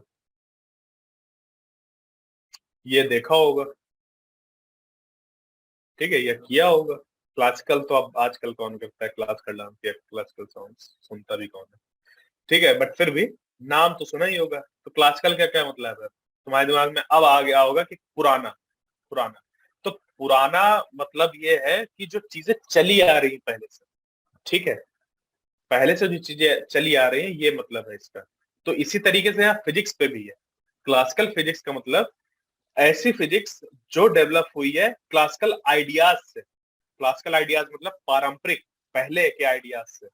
कितने पहले के, 1900 के पहले के, ठीक है, जो पुराने आइडियाज वगैरह थे, जो गैलीलियो गैलीली या न्यूटन ने जो आइडियाज आगे रखे थे, जो उनके बताए हुए सेट ऑफ रूल्स वगैरह थे, इन्हीं के जो आइडियाज थे, मतलब बेसिक आइडियाज, सोचने समझने की किसी भी चीज को, लॉज तो बाद में बनते हैं पर उसके पहले हम चीजों को समझते हैं। तो उस समझने के लिए हमारे दिमाग में आइडियाज होते हैं कि हम इस चीज को ऐसे समझ सकते हैं, ऐसे देख सकते हैं, नजरिया, ठीक है। तो वो सब जो नजरिया थे वो इन्होंने प्रोवाइड कराए। आगे की जो भी चीजें थी, ये सब तो 1500 1600 की बात है, ठीक है। जो आगे जो चीजें चली इधर से लेके इधर तक, वो सब इनके आइडियाज को ध्यान में रखते हुए चीजें डेवलप कर रहे थे। जो भी थर्मोडायनेमिक्स का डेवलपमेंट हुआ, या ऑप्टिक्स का हुआ, इलेक्ट्रोडायनेमिक्स या मैकेनिक्स का जो भी डेवलपमेंट हुआ, वो सब इन सबको चीजों ऐसे आइडियाज जो क्लासिकल आइडियाज थे उनको ध्यान में रखे हुआ था। तो वो सब आता है क्लासिकल फिजिक्स के अंदर, ठीक है। हम चीजों को क्या करते हैं, उससे एक्सप्लेन करते हैं क्लासिकल आइडियाज का इस्तेमाल करके। हम चीजों को एक्सप्लेन करने की कोशिश करते हैं। तो समझ पे आ गया होगा क्या मतलब है। तो क्लासिकल फिजिक्स से हम लोग माइक्रोस्कोपिक फेनोमेना जो होते हैं उनको एक्सप्लेन करते हैं। जो हमारे क्लासिकल फिजिक्स है जो, उससे हम माइक्रोस्कोपिक फिनोमेना को एक्सप्लेन करने की कोशिश करते हैं। तो किस तरीके के माइक्रोस्कोपिक, माइक्रोस्कोपिक का मतलब क्या होता है, मैक्रो, मैक्रो का मतलब होता है बड़ा, बिगर इन साइज, और माइक्रो का मतलब स्मॉलर इन साइज, ठीक है, माइक्रोज, माइक्रोस्कोपिक्स, ठीक है। तो बड़े बड़े फेनोमेना, जैसे कि एक बॉल है वो मूव कर रही है, कैसे मूव कर रही है, ये सब। या बस है वो मूव कर रही है, कैसे मूव कर रही है, बॉल गिर रही है, कैसे गिर रही है, आदमी गिर रहा है, कैसे गिर रहा है, कितना गिरता जा रहा है, ठीक है। तो ये नहीं, आखिरी वाला वो हो गया थोड़ा। तो ये सब चीजें कि मूवमेंट कैसा हो रहा है, चीजों का मोशन कैसा है, वो सब हम मैकेनिक्स पे पढ़ते हैं, ठीक है। वो सब न्यूटन्स लॉज ऑफ मोशन जो है उस पे बेस्ड है। इलेक्ट्रोडायनेमिक्स जैसे अभी मैंने बताया कि इस पे इलेक्ट्रिसिटी, मैग्नेटिज्म और लाइट कैसे जनरेट होती है, कैसे ट्रांसमिट होती है, इधर से उधर कैसे बिना मीडियम के इधर से उधर मूव करती है, वो सब हम एक्सप्लेन करते हैं। तो वो आता है इलेक्ट्रोडायनेमिक्स में। ऑप्टिक्स में हम क्या करते हैं, ऑप्टिक्स में जैसे हम चश्मा पहनते हैं, तो हम किस तरीके के चश्मा पहनेंगे कि हमें हमारी जो आंखें किस तरीके की चश्मा उस पर लग रहा है। हमारी जो आई है वो खुद एक ऑप्टिकल डिवाइस है। तो वो लाइट उस पे कैसे एंटर कर रही है, किधर जा रही है, हाँ। जैसे लाइट इस पे तुमने 10th क्लास पढ़ा होगा कि यहाँ पे अगर एक ऑब्जेक्ट रखा हुआ, लाइट ऐसे जा रही है फिर ऐसे जा रही है, हाँ, ये यहाँ सेंटर से जाता है, इधर से नहीं, ठीक है, ऑप्टिकल सेंटर से ऐसे, ऐसे करके, मतलब ऑप्टिकल सेंटर से जा नहीं रहा, तो ऐसे करके इमेज फॉर्म हो जाती है। तो ये जो इमेज फॉर्मेशन वगैरह जो हम लोग देख रहे हैं, या पोलराइजर, पोलराइजेशन मतलब जो होता है नेचुरल फेनोमेना जो है पोलराइजेशन है, और पोलराइजर की हेल्प से हम सब देखते हैं, या इंटरफेरेंस, डिफ्रैक्शन, ये सब क्या है वो आगे चल के पता चलेगा, क्योंकि उसके बारे में ऐसे 5 मिनट में नहीं बताया जा सकता, ठीक है। तो ये इस तरह के जो फेनोमेना होते हैं वो ऑप्टिक्स में मतलब इस तरीके से देख सकते हो। ये मैं बता सकता हूँ, जैसे कि सोप बबल है, ठीक है, उस पे जो कलर, अगर सोप बबल पे देखते हैं हम लोग तो उस पे कलर्स दिखाई देते हैं, ठीक है, चमकते हुए। तो वो जो होता है वो इंटरफ्रेंस की वजह से होता है, ठीक है। क्या होता है मतलब अब आगे चीज चल के पता चलेगा। या रेनबो जो जो हमें दिखाई देता है वो सब लाइट की वजह से होता है। तो लाइट के इस तरीके की जो फेनोमेना वगैरह होते हैं, नेचुरल फेनोमेना की, जो सन है वो रेड दिखता है, सनसेट के टाइम, सनराइज के टाइम, या जो शेप है सन का वो ओवल दिखता है, इस तरह के जो फिनोमेना वगैरह तो होता है उसका हम ऑप्टिक्स में स्टडी करते हैं। ठीक है, अंतर समझ पे आ गया। यहाँ पे हम जनरेशन देखते हैं लाइट का, कि कैसे जनरेट हो रही है, कैसे ट्रांसमिट हो रही है, क्या स्पीड है, क्या वेलोसिटी है, ये सब मतलब हम देखते हैं। ठीक है, और यहाँ पे हम देखते हैं कि वो इस तरह के फिनोमेना जो हो रहे हैं वो कैसे हो रहे हैं ऑप्टिक्स में। तो ये भी दो तरीके की होती है, ray optics, wave optics. Ray optics जब हम लाइट को एक रे मान के चलते हैं, क्यों मानते हैं, कैसे मानते हैं, वो भी एक डिटेल बताने की चीज है। तो अभी कंफ्यूज मत होना किसी चीज को लेके, ठीक है, धीरे धीरे चीजें आती हैं। और फिर वेव ऑप्टिक्स आती है। वेव ऑप्टिक्स में हम लाइट को वेव मानते हैं, क्यों मानते हैं, कैसे मानते हैं, ये सब धीरे धीरे पढ़ने की चीजें हैं। ठीक है, क्योंकि इसको समझने के लिए हमें कुछ चीजें पहले से जाननी होंगी, तब जाके पता चलेगा कब रे मानते हैं, कब वेव मानते हैं, कब लाइट को पार्टिकल मानते हैं। ये भी बहुत अच्छी चीज है। लाइट को हम कभी रे मानते हैं, कभी पार्टिकल मानते हैं, कभी वेव मानते हैं। तो अब कहोगे कि ये ऐसे कैसे, कोई एक चीज होगी? नहीं, यही तो खास बात है लाइट की, और इसी खास बात की वजह से ही एक एकदम नए उसका जन्म होता है, एक नए आइडियाज का जन्म होता है, क्वांटम आइडियाज का। उससे क्वांटम मैकेनिक्स बनती है फिर। ठीक है, क्वांटम आइडियाज, ये मतलब क्वांटम क्लासिकल फिजिक्स में क्या था, ये था, इस तरीके से समझ सकते हो अभी के लिए, कि अगर लाइट किसी ऑब्जेक्ट के ऊपर फॉल हो रही है, क्लासिकल आइडिया क्या था, क्लासिकल आइडिया ये था कि अगर लाइट किसी ऑब्जेक्ट के ऊपर फॉल हो रही है तो वो लगातार उसको क्या करेगा, एब्जॉर्ब करता रहेगा। जो भी लाइट की एनर्जी है वो लगातार उसको क्या, ये जो ऑब्जेक्ट है वो लगातार उसको एब्जॉर्ब करता रहेगा। ये क्लासिकल आइडिया था। क्या था ये? क्लासिकल आइडिया था। इसी क्लासिकल आइडिया पे बेस्ड थी जो भी पहले की चीजें थी, वो बेस्ड थी इस क्लासिकल आइडिया से, कि वो ऐसे कंटिन्यूअसली एनर्जी एब्जॉर्ब करता है ये ऑब्जेक्ट जब उसके ऊपर लाइट फॉल होती है। एक फिनोमेना ब्लैक बॉडी रेडिएशन, क्या ब्लैक बॉडी रेडिएशन, इसको इस आइडिया से हम लोग एक्सप्लेन नहीं कर पा रहे थे। ठीक है, तब 1900 में मैक्स प्लैंक एक साइंटिस्ट थे, उन्होंने एकदम नई चीज सोची, नया आइडिया सोचा। ठीक है, क्वांटम आइडिया, मतलब पैकेट, क्वांटा ऐसे समझ सकते हो, पैकेट। उन्होंने एनर्जी पैकेट के बारे में सोचा कि लाइट एक ऐसे कंटिन्यूअसली नहीं आती, पैकेट्स के फॉर्म में आती है। किसके फॉर्म में आती है? पैकेट्स के फॉर्म में। कि ये जो डिब्बा है इसके अंदर एक बार में एक ही पैकेट जाएगा, मतलब एक बार में एक जाने का मतलब कि आधा नहीं जाएगा, दो जा सकते हैं, पर 3/2 नहीं जा सकते। जाएगा तो एक बार में इतना ही जाएगा, इससे न तो कम जाएगा ना तो ज्यादा जाएगा। दो जा सकते हैं, तीन जा सकते हैं एक बार में, मतलब 1 2 3 ऐसे करके, 4 5 6 ऐसे जा सकते हैं। बट 1/2, 1/3, 4/3, इस तरीके से कुछ नहीं जाएगा। ठीक है, इनके टुकड़े नहीं होंगे। एक क्वांटा है, एक पैकेट है, वो ऐसे इनके साथ जाके इंटरेक्ट होगा। तो ये था क्लासिकल आइडिया। ये आगे जाके क्वांटम आइडिया इसको कहा गया, और इसको मतलब क्वांटा के बारे में हमने देखा ना, एक पैकेट्स के बारे में देखा। क्वांटा मतलब होता है एक ऐसे टुकड़ा छोटा किसी चीज का। तो वहां से जाके क्वांटम मैकेनिक्स का डेवलपमेंट हुआ, और वो भी 1 साल में नहीं, 1 2 साल में नहीं, 3 साल में नहीं, पूरी तरीके से डेवलपमेंट होने मतलब दसियों साल लगे, मतलब 10 20 30 इस तरीके से साल लग गए, और अभी तक उस पर डेवलपमेंट हो रहा है लगातार। ठीक है, तो ये जो थी 1900s के पहले की फिजिक्स, जो भी जिन आइडियाज पे बेस्ड थी, वो क्लासिकल फिजिक्स है। अभी भी हम इस्तेमाल करते हैं क्लासिकल फिजिक्स का, बट माइक्रोस्कोपिक फिनोमेना को एक्सप्लेन करने के लिए। ये हमारा माइक्रोस्कोपिक फिनोमेना है, जो यहाँ पे हम लोग लाइट और मैटर इंट्रैक्शन देखते हैं। ये मैटर हो गया, ये लाइट हो गई। लाइट मैटर इंट्रैक्शन जो देखते हैं वो हमारा माइक्रोस्कोपिक फेनोमेना हो गए। तो उसको एक्सप्लेन करने के लिए हम लोग, ये देखो लिखा हुआ है ना कि microscopic domain of physics deal with the constituent and structure of matter at the minute scales of atom and nuclei. जब उस लेवल पे हम पहुंच जाते हैं तो नई चीज की जरूरत होती है, वहां पे क्वांटम मैकेनिक्स आती है। अब वहीं पे जब बहुत ज्यादा स्पीड हो जाती है, स्पीड ऑफ लाइट के उससे जब हो जाता है, तो वहां पे हमारा आ जाता है स्पेशल थ्योरी ऑफ रिलेटिविटी। ठीक है, फिर आगे जनरल थ्योरी ऑफ रिलेटिविटी है।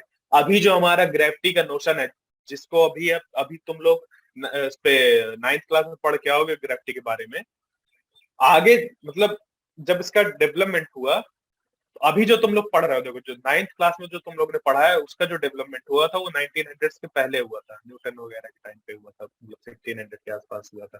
पर इसके 1900 के बाद 1905 मतलब 1905 पे 1905 पे आइंस्टीन ने स्पेशल थ्योरी ऑफ रिलेटिविटी दी। इस पे उन्होंने कुछ बताया कि लाइट वगैरह के बारे में, या बहुत ज्यादा स्पीड से जब कोई ऑब्जेक्ट मूव करेगा तो वो कैसे बिहेव करेगा, speed comparable to the light, वो कैसे बिहेव करेगा, वो सब, ये बहुत इंटरेस्टिंग सब्जेक्ट है। वो सब उन्होंने 19 बताया। उसके बाद उन्होंने बिल्कुल एक नए आइडिया को सोचा, एक नए तरीके से सोचा कि ग्रेविटी कैसे वर्क करती है।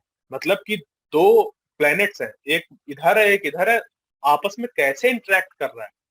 तो उन्होंने इस टाइम फैब्रिक के बारे में बताया, एक बिल्कुल एक नए आइडिया का इस्तेमाल किया। तो ये अभी भी इस्तेमाल होती हैं चीजें, ऐसा नहीं कि इस्तेमाल नहीं होती। हम कुछ फेनोमेना जो होते हैं बड़े लेवल के, जैसे हमारा मूवमेंट है, या ऐसे जैसे लाइट जो जल रही है, या हम लोग जो पंखा जैसे चल रहा है, ये सब क्यों चल रहा है, कैसे चल रहा है, वो सब इलेक्ट्रोडायनेमिक्स वगैरह। फिर कहीं से हीट जनरेट हो रही है, दूसरी जगह पे पहुंच रही है, वो थर्मोडायनेमिक्स। डायनेमिक्स का मतलब होता है मोशन। हम समझते हैं कि एक जगह से दूसरी जगह कैसे जा रहा है। थर्मो का मतलब थर्मल से है, हीट से है, तो उसका कैसे मोशन होता है। और ये इस सब्जेक्ट का जो डेवलपमेंट हुआ है ना, ये भी बहुत उससे हुआ है, मजेदार तरीके से। इसका डेवलपमेंट हुआ है स्टीम इंजन्स वगैरह जो थे उनकी इफिशियंसी बढ़ाने के लिए। ठीक है, हमारा कोई मकसद नहीं था कि थर्मोडायनेमिक्स बना दे, मकसद था कि जो स्टीम इंजन है, मतलब जो हमारे पास टेक्नोलॉजी थी उसको इम्प्रूवमेंट के लिए, तो जाके इस थर्मोडायनेमिक साइंस का डेवलपमेंट हो गया।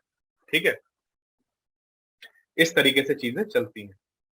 फिर आता है फिजिक्स, टेक्नोलॉजी एंड सोसाइटी। जैसे कि अभी बात करी मैंने, अभी अभी एग्जांपल दिया मैंने कि जो थर्मोडायनेमिक्स था, क्या था, थर्मोडायनेमिक। हाँ, मैं यहाँ बता रहा था, मतलब आगे जाके उन्होंने नया उसका दिया था ग्रेविटी का एक नया notion, general theory of relativity में। इसके बाद मतलब काफी, ठीक है, वो जनरल थ्योरी ऑफ रिलेटिविटी में आता है। तो सोचने समझने के नए नए तरीके आते रहेंगे, ठीक है, आते हैं आते रहेंगे। ठीक है, हाँ, तो यहाँ पे जैसे फिजिक्स, टेक्नोलॉजी एंड सोसाइटी। ठीक है, तो फिजिक्स क्या है, हमारा साइंस है, हम उस पर जानने की समझने की कोशिश करते हैं, एक सेट ऑफ रूल्स वगैरह होते हैं हमारे पास, ये होता है। टेक्नोलॉजी का मतलब क्या है, टेक्नोलॉजी ये है कि हम उस पे हमें जैसे कि एक पत्थर है तुम्हारे पास, मान लो, ठीक है, ऐसा पत्थर है, चौकोर चौकोर ऐसा पत्थर है।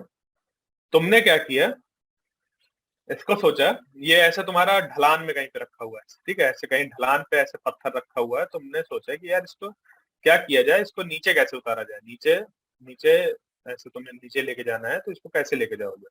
एक काम करो, या तो इसको कंधे में टांगो 10-20 लोग मिलके, या फिर इस पे मस्त कटिंग बनाओ, ऐसे यहाँ से गोल मार दो, इसको इधर से गोल कर दो, इधर से ऐसे गोल कर दो, यहाँ पे कुछ ऐसे लगाए रहो पहले, उसके बाद इसको गोल करके इसको हटा दो, ये लुढ़कते हुए नीचे पहुंच जाएगा आसानी से। मतलब कि अब लोग लगेंगे इसको थोड़ा संभालने में कि स्पीड में बढ़े, बट टांगना नहीं पड़ेगा तुम्हें। ठीक है, वो अपने आप ऐसे लुढ़कता हुआ नीचे चला जाएगा। तो उसके लिए तुमने क्या किया, तुम्हें अब इसको तोड़ना था। तोड़ने के लिए तुमने चिसल्स बनाई, मतलब क्या कहते हैं उसको, हथौड़ी और छेनी। ठीक है, चिसल मतलब छेनी, और हथौड़ी हैमर, वो तुमने बनाया, और उससे चीजों को ऐसे तोड़ा। दूसरी चीज, तुम्हें इसको रोक के रखना था, तो तुमने इसके लिए यहाँ पे सपोर्ट देने वाला ऐसे कुछ डंडा बना दिया ऐसे। तो ये तुम्हारी टेक्नोलॉजी, ये तुम्हारी क्या है, टेक्नोलॉजी। यहाँ पे तुमने कोई ऐसा सोचा नहीं कि ऐसा कैसे हो रहा है, तुमने उसको चीजों को ज्यादा एक्सप्लेन करने की कोशिश नहीं करी। तुमने क्या किया, तुमने ऐसा आया तुम्हारे दिमाग में कि ऐसे हथौड़ा ऐसे अगर मार दिया जाता है कहीं तो टूट जाता है, तो उसके लिए हम ऐसे छेनी ले लेते हैं, चलो मार देते हैं, तोड़ देते हैं, काट पीट दिया उसको, और उसके बाद ये यहाँ पे ऐसे लगाने के लिए, तो ये तुम्हारा टेक्नोलॉजी था। ठीक है। इसी तरीके से ये देखा एक लोग ने कि एक अगर भगोना है, भगोने में ऊपर ऐसा रखा हुआ है ढक्कन, नीचे से आग जल रही है। अब ये ढक्कन क्या हो रहा है, ऐसे उठ रहा है हल्का सा, और यहाँ से स्टीम ऐसे लीक हो जा रही है। अगर मैं इस ढक्कन को फिर से ऐसे वापस रख दे रहा हूँ, तो स्टीम फिर से इसको धक्का दे रही है और स्केप कर रही है। तो इसका इस्तेमाल करके स्टीम इंजन बना दिया गया। इस फिनोमेना को देख के कि ऐसा होता है, उसका क्या किया, स्टीम इंजन बना दिया गया। और ऐसा स्टीम इंजन बना कि बहुत ज्यादा कोयला खाता था, बहुत ज्यादा वेस्टेज होती थी उस पर। ठीक है, तो ये तो थी हमारी टेक्नोलॉजी। अब इसके सुधार के लिए इस पे रिडक्शन का यूज किया गया, वही जो अभी मैंने पहले बताया था रिडक्शन प्रिंसिपल, उसका इस्तेमाल किया गया। इसको अंदर से स्टडी करी गई, जो इसके छोटे छोटे पार्ट्स थे, कि ये जो वाटर बॉयल हो रहा है वो कैसे बॉयल हो रहा है, कितनी हमें हीट देनी है, ना ज्यादा ना कम। ठीक है, तो ये तो पूरी हमारी टेक्नोलॉजी थी कि स्टीम इंजन हमारा एक टेक्नोलॉजी से आया। ठीक है, बट उस पे हमने अंदर जब चीजें पढ़ना चालू करी कि कितना टेम्परेचर हम दे कि आसान ना हमें ज्यादा टेम्परेचर देना पड़े, ना हमें कम हीट देनी पड़े, और हमारा जो पानी है आसानी से गर्म हो जाए, उसका हम इस्तेमाल कर पाए। तो इस तरीके से करते करते करते करते जब उसके अंदर सिस्टम को पढ़ते रहा गया, नए नए इंजन्स बने, और इस तरह करते करते पूरा एक सब्जेक्ट डेवलप हो गया कि इतना हीट देने में ऐसा होता है, ये करने में ये होता है, ऐसे पार्टिकल्स मूव करते होंगे, ये होता होगा। फिर ये इस हीट ऐसे ट्रांसफर होती है, इधर से उधर ऐसे जाती है, क्लोज्ड कंटेनर में ऐसे हीट ट्रांसफर होती है, आइसोलेट ट्रांस उस पे कंटेनर्स पे ऐसे जाती है। तो ऐसे करते करते एक पूरे सब्जेक्ट का डेवलपमेंट हो गया, उस पे एक बहुत सेट ऑफ रूल्स आ गए।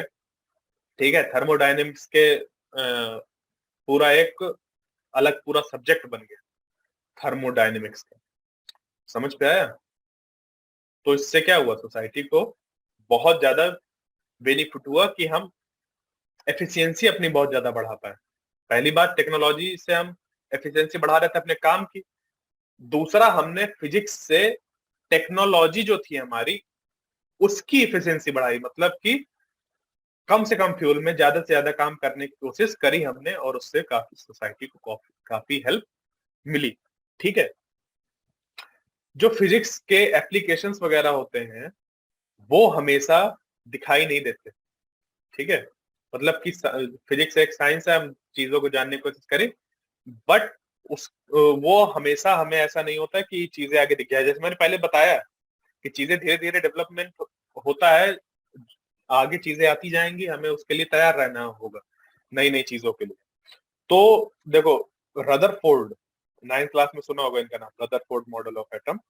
तो उन्होंने एकदम इससे खारिज ही कर दिया था कि हम एटम्स का यूज करके कोई एनर्जी हार्नेस नहीं कर सकते, मतलब कोई एनर्जी उससे नहीं निकाल सकते। ठीक है, we can not harness any energy using the atoms, we can not tap any energy from the atoms. ठीक है, ये ऐसा उन्होंने कहा था। बट कुछ ही साल बाद हैन और मिटनर, उन्होंने देखा कि अगर किसी एक न्यूट्रॉन को, अब ये सब क्या होते हैं न्यूट्रॉन 9th क्लास में पढ़ा होगा, तो अभी मैं नहीं बता रहा, न्यूट्रॉन समझते होगे। न्यूट्रॉन को अगर यूरेनियम, एक यूरेनियम का न्यूक्लियस है, उस पे अगर एक न्यूट्रॉन को लाके ऐसे बम्बार्ड करा दिया जाए, तो ये ऐसे दो टुकड़ों में बढ़ जाता है, और कुछ न्यूट्रॉन आगे निकलते हैं, और वो उसके साथ साथ बहुत ज्यादा एनर्जी रिलीज होती है। उसी से फिर जाके न्यूक्लियर रिएक्टर्स बने, एटम बॉम्ब बने, वही हिरोशिमा नागासाकी में जो गिरे। हाँ, टीसार बॉम्ब बने, मतलब हाइड्रोजन बॉम्ब बने। तो सही से इस्तेमाल करो तो वो बेनिफिशियल होगा, उसी का अगर हम गलत इस्तेमाल करेंगे तो बॉम्ब्स वगैरह उस तरीके से बनेंगे। तो मतलब इस तरीके से चीजें चलती रहती है। ठीक है, अब आता है fundamental forces in nature. Fundamental forces in nature, fundamental, इसका क्या मतलब होता है? फोर्सेस नेचर, नेचर समझ गए होगे। फोर्सेस, जैसे एक कोई लड़का ऐसे खड़ा हुआ, और दूसरा लड़का आके उससे क्या हो जाए, भिड़ जाए, ऐसे दौड़ते हुए और उस पर भिड़ जाए, तो इस लड़के के ऊपर एक फोर्स एक्ट होगा जिसकी वजह से वो इस डायरेक्शन में मूव कर जाएगा। इस पे भी एक्ट होगा, तो हो सकता है वो इससे टकरा के वो ये वाला लड़का इधर इस तरफ कहीं निकल जाए। ठीक है, ये वाला लड़का ऐसे ऐसे आके यहाँ पे ऐसे टकरा और इधर निकल जाए। ठीक है, तो इस पे भी फोर्स लगा, इधर इस पे भी ऐसे फोर्स लगा, ये एक तरीके का फोर्स है। या फिर हम यहाँ पे कहीं ऐसे हैं बाजार में, और मम्मी ने कह दिया चलो बेटा उठाओ, ये 5 किलो सब्जी है, उठा के ले चलो इसको। अब तुमने कहा ठीक है चलते हैं, और लेके चल दिए। तो जब तुमने उठाया तो तुम्हारे अंदर कहाँ से वो तुमने उसको फोर्स लगाया, तुम्हारी मसल्स जो थी, मस्कुलर फोर्स। ठीक है, तुमने मस्कुलर फोर्स का इस्तेमाल किया, मसल से फोर्स जनरेट हुआ, उसका तुमने इस्तेमाल किया। ठीक है, और क्या करते हो, जैसे कि ये देखा होगा कि एक स्प्रिंग अगर सीलिंग से ऐसे अटैच्ड है, हाँ, और इस पे तुमने कुछ ऐसे मास लटका रखा हुआ है, और क्या किया तुमने तुमने इसको ऐसे इधर खींच दिया और छोड़ दिया, तो ये ऐसे ऑसिलेट करने लगेगी। तो तुमने तो एक नीचे फोर्स लगाया अपनी मसल से ऐसे खींच के, उसके बाद जब छोड़ दिया तो स्प्रिंग में अपोजिट डायरेक्शन में इधर फोर्स एक्ट हो रहा था, उसकी वजह से वो ऐसे ऑसिलेट करने लगा। ठीक है, बात समझ पे आई? तो ये एक तरीके का फोर्स है, स्प्रिंग फोर्स।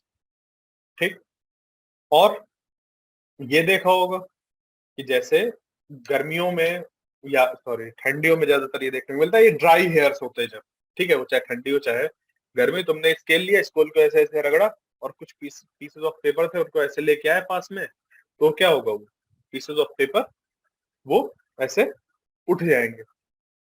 हाँ या ना, देखा होगा, किया भी होगा। ठीक है, खेला होगा बचपन में, एक दूसरे को जादू दिखाया होगा। तो वो उस स्केल और उन छोटे छोटे स्मॉल पीसेस ऑफ पेपर के बीच में कोई एक फोर्स लगा, तभी तो वो ऐसे उठ गया। और वो अभी तक जमीन में रखे थे, तो उनमें ऐसा कुछ फोर्स ही तो लग रहा होगा जो टेबल पे ऐसे रखे हुए थे, तुमने ऐसे स्केल ऐसे रख दी, उसके ऊपर ले जाएगा तो इस पे फोर्स लगा, तो इस पे देखो ग्रेविटी एक्ट हो रही थी, इन पीस ऑफ पेपर में क्या एक्ट हो रही थी, ग्रेविटी एक्ट हो रही थी नीचे तक, तभी वो रखे हुए थे। और तुमने उनको, मतलब ग्रेविटी भी एक तरीके, ग्रेविटेशनल फोर्स भी एक है फोर्स। ठीक है, और उस पे तुम क्या कर रहे थे, ऊपर जब स्केल लेके आए तो एक दूसरा फोर्स लगा रहे थे, वो हमारा हो गया इलेक्ट्रिक फोर्स। ठीक है, बात समझ पे आई?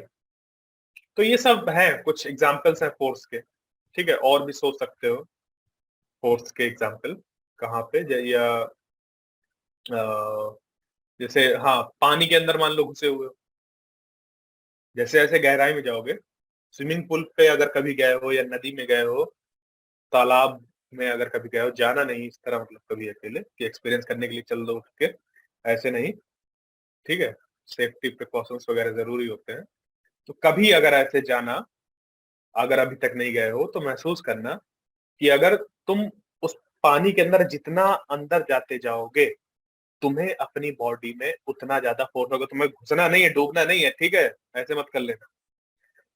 तो उस पे तुम खड़े ही हो तब भी महसूस कर सकते हो कि तुम्हारे पैर को जब तुम जितना नीचे लेते जा रहे हो, तुम्हारे पैर में उतना ज्यादा तुम्हें समझ पे आ रहा है कि फोर्स लग रहा है। तो वो कहाँ से आ रहा है, वो वाटर प्रेशर की वजह से फोर्स आ रहा है। ठीक है, तो मतलब फ्लूइड्स के प्रेशर की वजह से फोर्स आ रहा है, तो वो भी एक तरीके का फोर्स आ रहा है वहां पे। तो इस तरह की मतलब सब बहुत ढेर सारे फोर्सेज हैं। हाँ, ठीक है, और भी सोच सकते हो, बट कुछ भी सोचो, किसी भी तरीके के फोर्स सोचो, हम उन सारे फोर्सेस को कुछ फंडामेंटल मतलब बेसिक फोर्सेस, फंडामेंटल मतलब बेसिक फोर्सेस पे उनको डिस्ट्रीब्यूट कर सकते हैं। और वो होते हैं हमारे चार: strong nuclear force, electromagnetic force, weak nuclear force, और ग्रेविटेशनल फोर्स। ठीक है, स्ट्रॉन्ग फोर्स कहाँ हमें देखने को मिलता है? ये देखने को तब मिलता है जब न्यूक्लियस के पास हम जाते हैं, न्यूक्लियर डिस्टेंसेस के लेवल पे जाते हैं, कि वहां पे जो न्यूक्लियॉन्स होते हैं, न्यूक्लियॉन्स का मतलब न्यूक्लियस में प्रेजेंट कोई भी पार्टिकल, चाहे वो प्रोटॉन हो चाहे न्यूट्रॉन हो, वो जब पास पास होते हैं उनके बीच में बहुत बहुत स्ट्रॉन्ग फोर्स एक्ट हो रहा होता है, जिसको हम स्ट्रॉन्ग न्यूक्लियर फोर्स कहते हैं, क्योंकि वो न्यूक्लियस के अंदर हो रहा होता है, उस स्केल पे हो रहा होता है, उस लेंथ में हो रहा होता है, जब उससे न्यूक्लियर डिस्टेंसेस पे होते हैं। ठीक है, 10⁻15 के आसपास हो रहे होते हैं लेंथ उनके बीच के डिस्टेंसेस, तब ये फोर्स एक्ट होता है। ये शॉर्ट रेंज होता है। शॉर्ट रेंज का मतलब जब इतनी इतनी डिस्टेंस पे होता है, समझ रहे हो? बहुत बहुत छोटा है ये।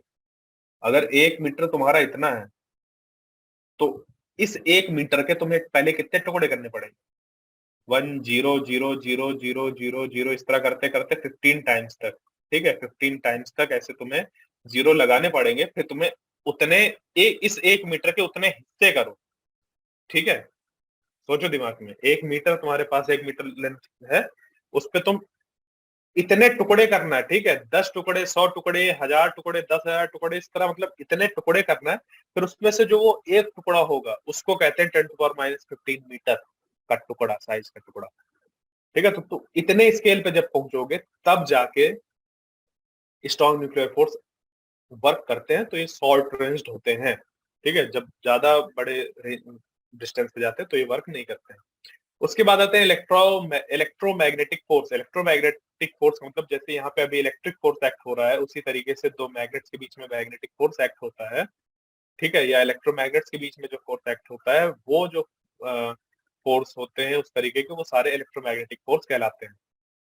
उसके बाद आता है, और ये लॉन्ग रेंज होते हैं, मतलब कि 20 मीटर दूर भी अगर रखा होगा एक पार्टिकल इधर, एक पार्टिकल इधर, और इस पे प्लस चार्ज है, मान लो इस पे माइनस चार्ज है, तो ये एक दूसरे को अट्रैक्ट करेंगे। हाँ, ये बात अलग है कि बहुत अगर इनकी वैल्यू ज्यादा नहीं है चार्जेस की, तो बहुत कम अट्रैक्शन होगा, बट ये एक दूसरे को फील कर पाएंगे कि हाँ, माइनस वहां पे है, मैं यहाँ पे हूँ, माइनस वहां पे माइनस कहेगा, मैं यहाँ पे हूँ, प्लस वहां पे मुझे महसूस हो रहा है।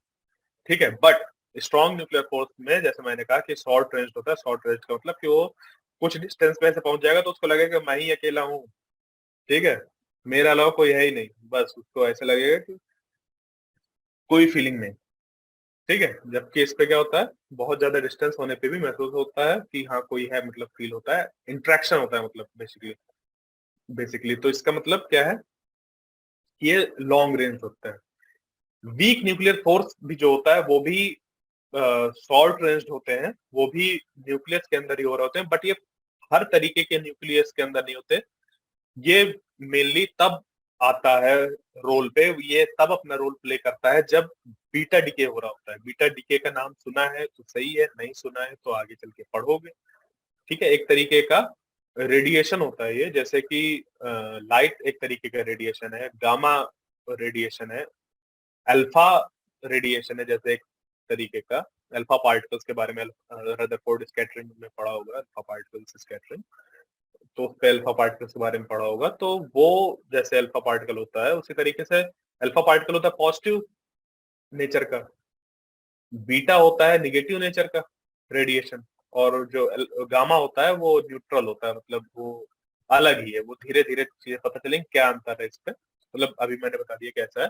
तो जब बीटा रेडिएशन होता है, बीटा डिके होता है किसी चीज का, तब वहां पे फोर्सेस जो एक्ट हो रहे होते हैं वो होते हैं वीक न्यूक्लियर फोर्स। फिर आता है ग्रेविटेशनल फोर्स। ये एक्ट होते हैं ग्रेविटेशनल फोर्स जब कोई दो मास होते हैं हमारे, ठीक है, उनके बीच में जो फोर्स लग रहा होता है, ठीक है, उनके बीच में जो फोर्स लग रहा होता है वो ग्रेविटेशनल फोर्स कहलाता है। जैसे कि मैंने कहा कि ये पीस ऑफ पेपर रखे हुए थे, इसको ग्रेविटेशनल फोर्स इस पे एक्ट हो रहा था। कौन एक्ट कर रहा था? जो अर्थ थी। ये भी लॉन्ग रेंज होते, तभी तो देखो यहाँ अर्थ है और कहाँ सन है, बट फिर भी अर्थ चारों तरफ घूम रही है सन के, किसकी वजह से? इसी ग्रेविटेशनल फोर्स के। तो ग्रेविटेशनल फोर्स भी लॉन्ग रेंज होते हैं, इलेक्ट्रोमैग्नेटिक फोर्स भी लॉन्ग रेंज होते हैं, बट स्ट्रॉन्ग न्यूक्लियर फोर्स और वीक न्यूक्लियर फोर्स होते हैं शॉर्ट रेंज। ठीक है, अब अगर इनकी स्ट्रेंथ की बात की जाए कंपैरिजन में, तो जो स्ट्रॉन्ग न्यूक्लियर फोर्स होते हैं बहुत बहुत ज्यादा स्ट्रॉन्ग होते हैं as compare to all other forces, and electromagnetic forces are stronger than these two forces but weaker than nuclear strong nuclear force. ठीक है, फिर ये जो वीक न्यूक्लियर फोर्स होता है इन दोनों से तो फीबल होता है, फीबल मतलब इन दोनों से तो कमजोर होता है, बट ग्रेविटेशनल फोर्स से ज्यादा स्ट्रांग होता है, और ग्रेविटेशनल फोर्स इन सब में सबसे कमजोर होता है। मतलब कि अगर एक ऐसा कंपैरिजन करा जाए तो ये अगर इसको किसी किसी भी स्केल पे अगर इसको एक रखा जाए तो ये 10 टू द पावर -2 होता है, ये 10 पावर माइनस, मुझे याद नहीं आ रहा क्या होता है, 24 या 25 ऐसा कुछ होता है। ठीक है, और ठीक है, तो आगे चलते हैं इस पे, मतलब बता रहा हूँ मैं। तो इस पे ये होता है हमारा फंडामेंटल फोर्सेस इन नेचर। हम इन फोर्सेस की हेल्प से बाकी देखो, जैसे ये स्प्रिंग फोर्स अभी बोला, स्प्रिंग फोर्स क्या है, यहाँ पे पार्टिकल्स है छोटे छोटे, जब ये ऐसे दूर जा रहे हैं तो वो ऐसे हमने जब खींचा ऐसे ऐसे करके ऐसे खींचा तो ये दूर जा रहे थे, तो उनके बीच में इलेक्ट्रोमैग्नेटिक फोर्स वापस एक्ट होने लगा, उनको वापस ऐसे खींच रहा है, जिसकी वजह से ये स्प्रिंग फोर्स आया। ठीक है, तो देखो स्प्रिंग फोर्स है वो एक तरीके का इलेक्ट्रोमैग्नेटिक फोर्स की वजह से जनरेट हुआ। मस्कुलर फोर्स भी हमारा इलेक्ट्रोमैग्नेटिक फोर्स की वजह से हुआ। इलेक्ट्रिसिटी हमारे रगों में दौड़ रही है, समझे, पूरा बॉडी जो हमारा वर्क कर रही है वो इलेक्ट्रिसिटी की वजह से ही वर्क कर रही है। अगर इलेक्ट्रिसिटी नहीं हो तो ना तो हम सोच पाए ना तो हम कोई काम कर पाए। ठीक है, हमारी बॉडी चल ही नहीं। ठीक है, बात समझ पाई। ग्रेविटेशनल फोर्स जैसे अभी बताया, जो भी किसी भी दो ऑब्जेक्ट के बीच में जिसमें मास होता है उस पे ये एक्ट होता है। ठीक है, ठीक, और जैसे कि हाँ ये देखो, हाँ ये 10 पावर -13 होता है ये, और ये 10 पावर -39, देख रहे हो। मतलब अगर इनको एक स्केल में रखा जाए कि जैसे कि कंपैरिजन किया जाए कि कौन कितना ज्यादा कमजोर है, तो अगर स्ट्रॉन्ग न्यूक्लियर फोर्स एक है, तो कोई एक चीज है, electromagnetic force strong nuclear force के कंपैरिजन में 1/100 है, वीक न्यूक्लियर फोर्स 1/10 पावर 13 है, और ग्रेविटेशनल फोर्स 1/10 पावर 39 है। समझ रहे हो ग्रेविटेशनल फोर्स कितना कितना कमजोर होता है। बट मैसिव ऑब्जेक्ट जब होते हैं, बड़े बड़े जैसे प्लैनेट्स वगैरह, तो ग्रेविटेशनल फोर्स ही एक्ट होता है बड़े लेवल पे। ठीक है, बट ग्रेविटेशनल फोर्स के लिए मास ज्यादा होना चाहिए, तभी वो अच्छे से वर्क करता है। छोटे जब मास होते हैं तो ओवरकम कर लेते हैं बाकी forces, basically electromagnetic force overcome कर लेता है। ठीक है, तो जितने फेनोमेना भी हैं अभी तक, अभी अभी के हिसाब से बता रहा हूँ, आगे चल के हो सकता है कि हम कोई नया फंडामेंटल फोर्स ढूंढ लें कि जो अभी तक हमारी आंखों से छिपा हुआ है। ठीक है, बट अभी के हिसाब से हम इन चार फोर्सेस से बाकी जितने भी फोर्स हैं उनको एक्सप्लेन अभी तक कर पा रहे हैं। ठीक है, हो सकता है कोई ऐसा फिनोमेना हमें मिल जाए जहां पे हम इन बेसिक फंडामेंटल फोर्सेस से, जो हमारे फंडामेंटल फोर्सेस हैं, उनसे एक्सप्लेन चीजों को ना कर पाए, आगे चल के हमें किसी दूसरी चीज की जरूरत पड़े। ठीक है, बात क्लियर हुई। तो ये होते हैं हमारे फंडामेंटल फोर्सेस इन नेचर। अब चलते हैं कंजर्वेशन लॉज। ठीक है, कंजर्वेशन लॉज, तो एक कंजर्वेशन लॉ का या एक दो का तो नाम सुना होगा, कंजर्वेशन लॉ ऑफ एनर्जी या कंजर्वेशन ऑफ एनर्जी। क्या है, energy can neither be created nor be destroyed, it can only transform from one form to another. ठीक है, दूसरा क्या है, law of conservation of momentum, ये भी सुना होगा किस पे, 9th क्लास में। ठीक है, एंगुलर मोमेंटम कंजर्वेशन। तो ये सब आते कैसे हैं, ये कंजर्वेशन लॉज जो होते हैं वो आते कैसे हैं। ठीक है, आते हैं ये कंजर्वेशन लॉज, ये नेचर में एग्जिस्ट करते हैं, बट नेचर की किस प्रॉपर्टी की वजह से ये कंजर्वेशन लॉज आते हैं, नेचर में ऐसा क्या है, ऐसा कौन सी चीज है जिसकी वजह से हम कह पाते हैं कि नहीं ये चीज, ये क्वांटिटी कंजर्व रहेगी, मोमेंटम कंजर्व रहेगा, एनर्जी कंजर्व रहेगी। मतलब ऐसी, तुम सोचो इस तरीके से कि तुम कोई एक्सपेरिमेंट आज कर रहे हो, ठीक है, और सेम एक्सपेरिमेंट कल कर रहे हो, तो सेम, बाकी हर, बिल्कुल हर चीज सेम है। तो तुम्हारे दिमाग में ये होगा ना कि जो मैं आज परफॉर्म कर रहा हूँ एक्सपेरिमेंट और मैं कल परफॉर्म करूंगा, तो दोनों के रिजल्ट सेम आएंगे, और आते भी है। तभी तो जो 100 साल 200 साल पहले जो एक्सपेरिमेंट हुआ है उसको आज भी अगर करो तो वो सेम रिजल्ट वैसे ही देता है। हाँ, in the limit of error, जो भी थोड़ा बहुत एरर होता है, एरर की बात नहीं कर रहा, बट रिजल्ट्स मैं बता रहा हूँ कि उस तरीके के सेम रिजल्ट्स देता है। तो ऐसा इसलिए हो पा रहा है क्योंकि अगर टाइम पे देखें कि टाइम स्केल अगर बनाए, तो इस समय पे जो हम कर रहे हैं, जैसे मान लो 1900 में कोई किया और उसके बाद 100 साल बाद 2000 में किया उसी सेम एक्सपेरिमेंट को, तो वो सेम रिजल्ट्स देगा। तो सिमेट्री है टाइम की। ये क्या है, मतलब अगर हम टाइम में मूव करें तो जो हमारा टाइम है वो सिमेट्रिक नेचर का होता है, मतलब एक सा होता है। ऐसा नहीं है कि आज कोई अलग तरीके का टाइम है और कल अलग तरीके का टाइम। आज और कल जो है वो एक तरीके का है। उसकी वजह से जो भी हमारा एक्सपेरिमेंट वगैरह होता है वो सेम सेट ऑफ रूल्स को फॉलो करने की कोशिश करता है।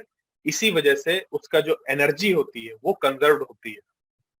ठीक है, मतलब कि अगर इस तरीके से समझो कि अगर कोई हमारे पास एक ऐसा डिब्बा है और उसके अंदर हीट करके हमने पानी डाल दिया है, ठीक है, तो इससे जो हीट ऐसे रेडिएट होगी, ठीक है, 1 घंटे बाद ये क्या होगा, कुछ कूल हो जाएगा। तो हीट क्या हुई, इससे लॉस हुई टू द एनवायरमेंट। तो अगर पूरी हीट को तुम देखो तो वो क्या रहेगी, कंजर्व रहेगी। उसने अपना फॉर्म तो चेंज कर लिया, बट हीट क्या होगी वो, मान लो अभी ये हीट किस पे थी, उस पे थी, क्या कहते हैं, वाटर में।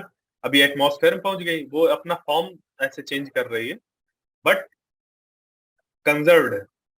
ठीक है, ये, तो ये जो conservation of, law of conservation of energy आता है, वो टाइम में अगर हम आगे पीछे जा रहे हैं, मतलब आज एक्सपेरिमेंट कर रहे हैं, कल कर रहे हैं, परसों कर रहे हैं, इस तरह कर रहे हैं, तो वो एक्सपेरिमेंट सेम होगा। ठीक है, तुम अभी करो या 1 घंटे बाद करो, ऐसा थोड़ी ना होता है कि तुमने कुछ ऐसा मुहूर्त निकाला कि बस अभी कर लो, उसके बाद करोगे तो फिर नहीं होगा। ठीक है, मतलब बाकी चीजें हमें सेम रखनी पड़ेंगी, सिर्फ टाइम हम चेंज कर रहे हैं, बाकी चीजें सेम करो। ये नहीं कि फिर तुम्हारे पास कल वही लैब ही ना बचे तो अब कहाँ करेंगे एक्सपेरिमेंट। ठीक है, ऐसा नहीं, मतलब बाकी चीजें सेम रखो, सिर्फ टाइम चेंज करो। तो सिर्फ टाइम चेंज करने से रिजल्ट चेंज नहीं होते। वही जनरेट करता है law of conservation of energy को। ठीक है, ये टाइम की सिमेट्रीज ऑफ नेचर। टाइम क्या है, सिमेट्रिक है, मतलब अभी जैसा करोगे कल अगर वैसा करोगे तो सेम रिजल्ट्स देंगे, दोनों के दोनों, बट विद अ कंडीशन कि बाकी चीजें तुम्हारी सेम रहनी चाहिए। ठीक है, वो चीजें चेंज नहीं होनी चाहिए। तो वो होता है हमारा law of conservation of energy. कहां से आता है, ट्रांसलेशन इन टाइम से। अब translation in space gives rise to conservation of linear momentum. इसका मतलब क्या है कि एक बॉल है, ठीक है, एक बॉल है, वो मूव कर रही है। वो क्या कर रही है, कांस्टेंट वेलोसिटी से वो मूव कर रही है, वो आगे जा रही है। तो देखो वो अपनी क्या कर रही है, पोजीशन चेंज कर रही है। तो इस तरीके से तुम सोचो कि वो अपनी पोजीशन चेंज कर रही है। जैसी कंडीशन स्पेस में, मतलब जैसी कंडीशन उसको अभी मिल रही है, सेम अगर कंडीशन उसको इधर भी मिलती है, तो वो अपना स्टेट वो चेंज क्यों करेगी। मतलब बॉल है, बॉल मूव कर रही है, उसके चारों तरफ की जो कंडीशन है, उसके चारों तरफ का जो स्पेस है, उसके चारों तरफ का जो एनवायरनमेंट है, वो अगर सेम है अभी, अभी मतलब कि इस जगह पे और 10 मीटर तुम आगे जा रहे हो तब भी सेम है। तो कोई चेंज आया, मतलब कोई उसको फर्क समझ पे आया किसी तरीके का? जब उसको कोई चीज अंतर ही नहीं समझ पे आई, तो ये जगह और वो जगह, ये जगह और वो जगह दोनों उसके लिए क्या है, सेम है। तो जब दोनों उसके लिए सेम है, तो वो अपने आप में कोई चेंज लाएगा ही नहीं। उसकी वजह से उसकी जो वेलोसिटी है वो कंजर्व रहेगी। ठीक है? तो ट्रांसलेशन इन स्पेस, मतलब जब हम स्पेस में मूव करते हैं, मतलब कि एक जगह से दूसरी जगह जाते हैं, तो हमें जो स्पेस मिलता है वो, मतलब एक एक स्ट्रेट लाइन पे जब मूव करते हैं हम एक जगह से दूसरी जगह जाते हैं, तो जो स्पेस होता है वो जब सेम होता है, उसमें कोई चेंजेस नहीं होते हैं, उसकी वजह से ही conservation of linear momentum rise होता है। Law of conservation of linear momentum rise होता है। ठीक है?